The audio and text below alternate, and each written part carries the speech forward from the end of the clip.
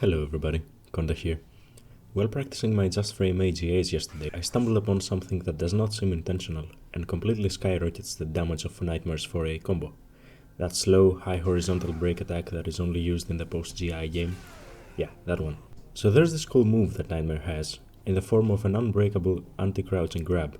The input for it is 236 A plus G, or simply put, you do a quarter circle forward on your thumbstick and at the end input your grab button.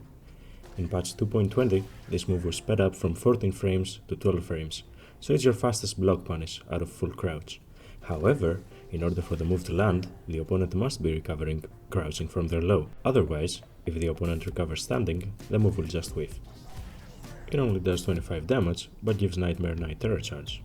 But instead of trying to predict and punish a low, and risk getting mixed up in the process, you're much better off doing a jumping K for 24 damage, and going above the low instead. Jumping K is also a safe mid at -8 and gives a juicy +6 on hit and knocks down on counter hit and can even wall splat.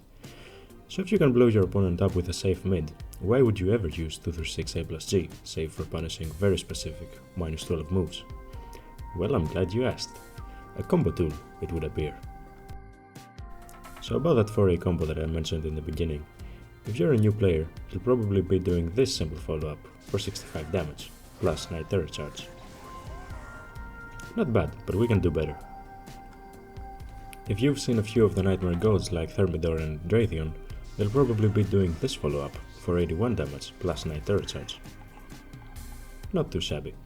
However, and you've probably guessed where this is going, what if we try to grab our opponent as he's collapsing to the floor? Regular grab won't work, but what of 236 A plus G? And there you have it. 112 damage out of a 32 frame horizontal high break attack. That's Siegfried wall damage levels. The actual combo is 96 damage, but instead of throwing the opponent 10 meters away like the previous combo, this one places them right beneath your feet, as with a regular back-turned grab. If you decide to go for a down A right after, they cannot tech roll the 2A in any direction, as shown here. Their only options are to guess between blocking low or blocking mid, a perfect Okizeme scenario. Oki, or Okizeme if you're unfamiliar with the term, is when you basically have one free mix-up while your opponent is getting off the ground, in which they have to guess correctly or take even more damage from your pseudo combo. Most opponents will panic after seeing 45% of their health bar gone and will hold down block to avoid getting blown up with a mid. Now's your chance to condition them with those down A's for that free +16 damage or +19 if they tech roll to the side for a total of 115 damage. If they get tired of your chip damage at the end and are keen enough to pay attention that it's actually a pseudo combo, they might start blocking low on wake up. Now's your chance to blow them up with a mid like 3B, or if you're feeling cocky, another 236 A plus G. It should be noted that you can also go for a down kick right after the combo, but it only does 12 damage instead of 2A's 16 damage, and are both -14 on block and -4 on hit, so you should always opt for the 2A instead.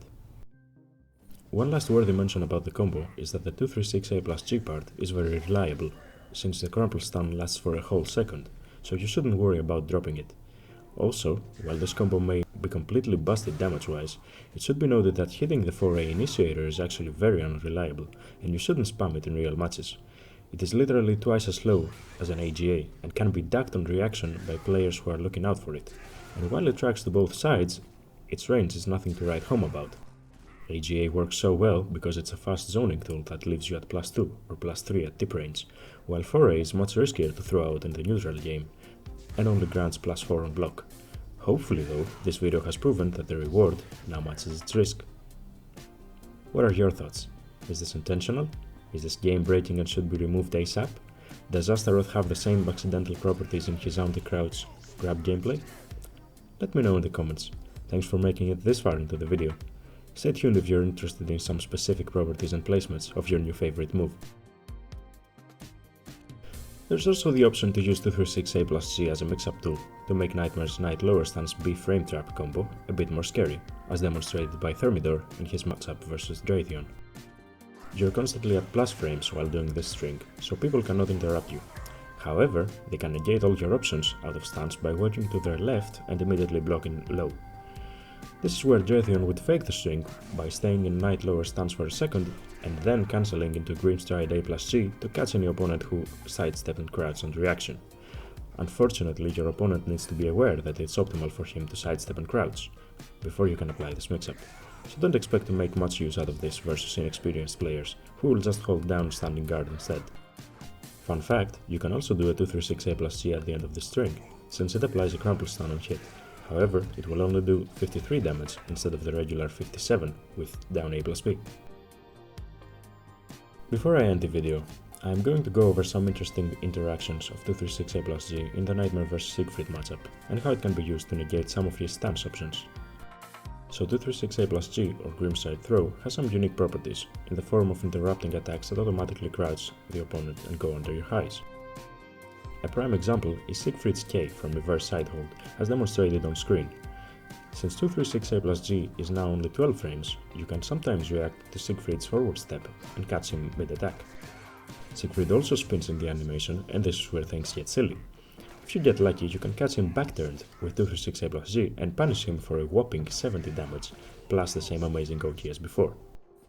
Regardless, the consistency of this happening is fairly low, and it's more of a happy accident when it happens, rather than something to plan for in your matches. Still, I'm not sure this is intentional. Then again, SoulCalibur has always had throws that turn into back-turned throws when you grab an opponent during an attack that spins their body around. Finally, I tried using it to negate Siegfried's base hold A and base hold A cancel mix-ups, but despite him spinning around in the animation, the grab will whiff, or work as intended, instead of turning into a back-turned grab for massive damage. It's also very inconsistent to catch Siegfried even when you react to the spin after base hold, unless he does the A cancel where his hurtbox stays crouching for a while. Regardless, jumping K seems to do a way better job at interrupting these mix-ups, despite the fact that Siegfried might sometimes go under you. Try this out and see for yourself, and definitely let me know if you find any unexpected applications of this move, since it looks so damn cool.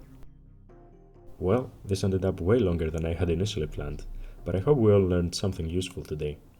Thank you very much for watching, and have a good one.